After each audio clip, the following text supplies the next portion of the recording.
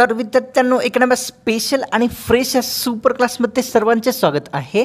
Super क्लासमध्ये आपण आज झालेल्या तलाठी भरतीचे जे क्वेश्चन्स आले होते ते कव्हर करणार आहोत आणि त्या कारणास्तव सर्वांनीच या सुपर क्लासला सुरूपासून शेवटपर्यंत नक्कीच पाहायचं आहे। आणि विद्यार्थ्यांनो आपल्या सर्वांसाठी मी तलाठी भरतीसाठी अतिशय उपयुक्त असणारे जीके प्रश्नाचे एक ई बुक ज्यामध्ये 15 ते 20 हजार प्लस क्वेश्चन्स आपल्याला पाहावयास मिळतील बनवलेले आहे आणि त्या ज्या ई बुकची किंमत आहे अतिशय म्हणजे अतिशय कमी आहे। जेव्हा तुम्ही ती किंमत पाहसाल तर आश्चर्यचकित होसाल।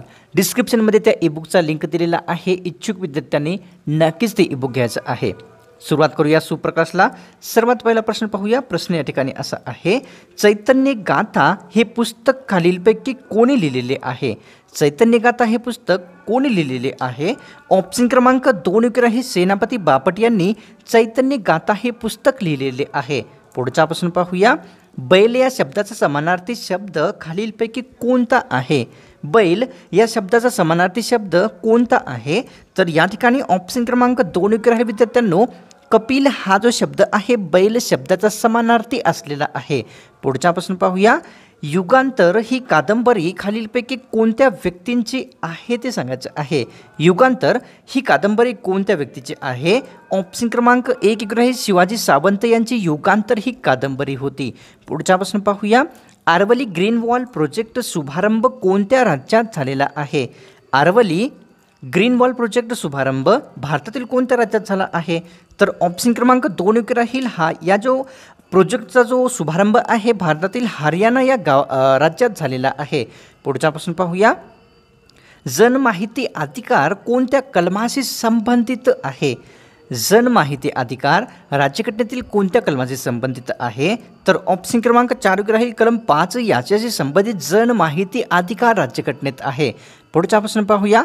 रातांधळेपणा हा आजार कोणत्या जीवनसत्वाच्या अभावी होत असतो? रातांधळेपणा आजार कोणत्या जीवनसत्वाच्या अभावी होतो? तर ऑप्शन क्रमांक 2 राहील जीवनसत्व अ च्या अभावी रातांधळेपणा हा आजार होत असतो। पुढचा प्रश्न पाहूया विद्यार्थ्यांनो। तेलंगणा राज्याची नेथना विमा योजना खालीलपैकी कोणाशी संबंधित आहे?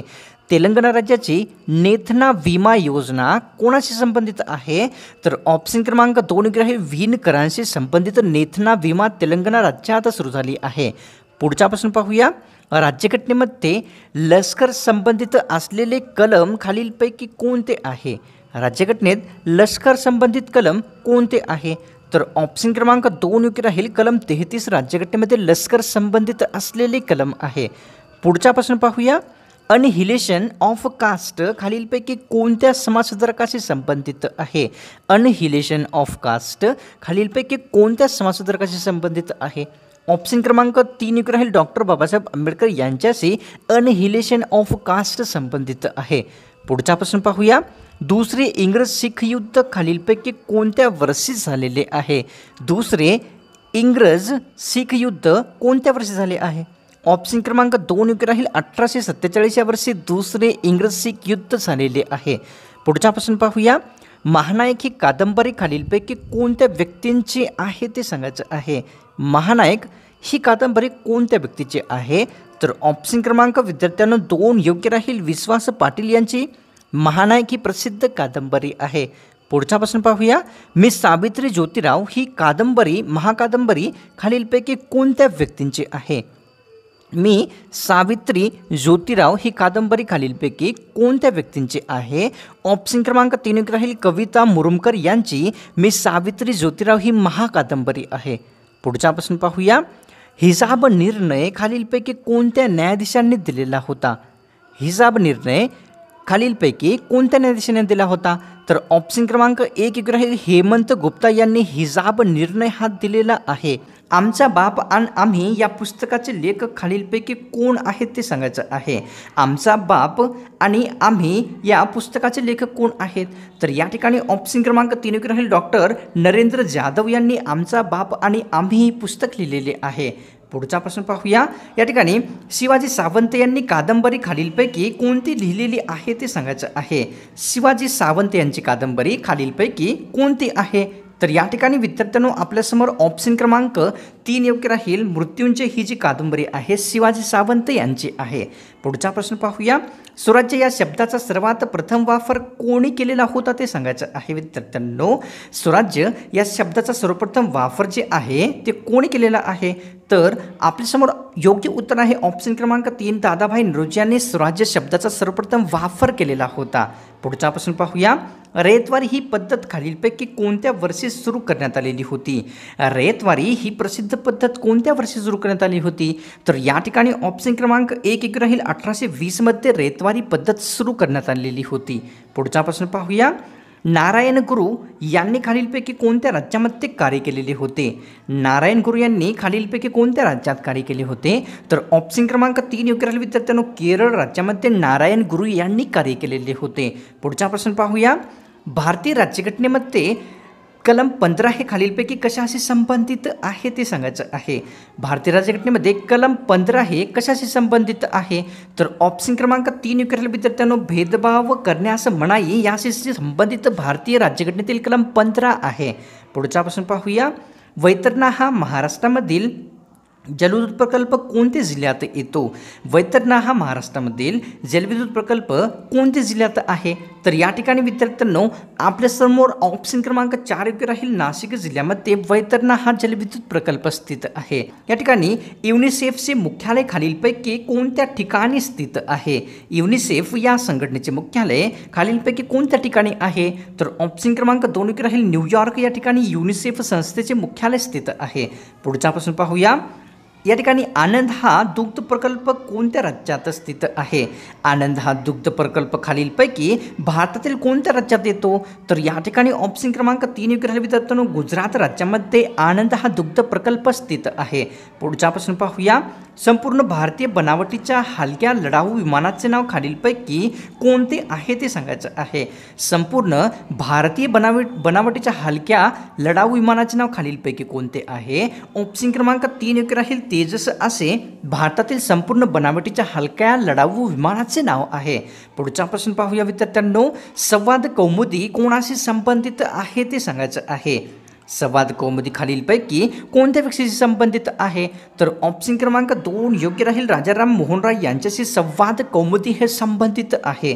पुढचा प्रश्न पाहूया, आर्थिक वर्षातील पहिल्या ग्रामसभेचा अध्यक्ष कोण असतो ते सांगायचं आहे। आर्थिक वर्षातील सर्वात पहिल्या ग्रामसभेचा अध्यक्ष कोणता व्यक्ती असतो?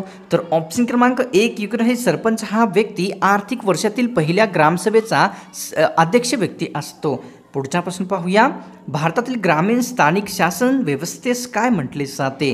भारतातील ग्रामीण स्थानिक शासन संस्थेस काय म्हटले जाते? तर या ठिकाणी ऑप्शन क्रमांक 1 योग्य राहील विद्यार्थ्यांनो, त्यास ग्रामपंचायत असे संबोधले जात असते। पुढचा प्रश्न पाहूया, डिप्रेस्ड क्लासेस मिशनची स्थापना कोणी केलेली होती? डिप्रेस्ड क्लासेस मिशनची स्थापना कोणी केलेली आहे? तर या ठिकाणी ऑप्शन क्रमांक 3 योग्य राहील विद्यार्थ्यांनो, व्ही रा शिंदे यांनी जे आहे डिप्रेस्ड क्लासेस मिशनची स्थापना केलेली होती।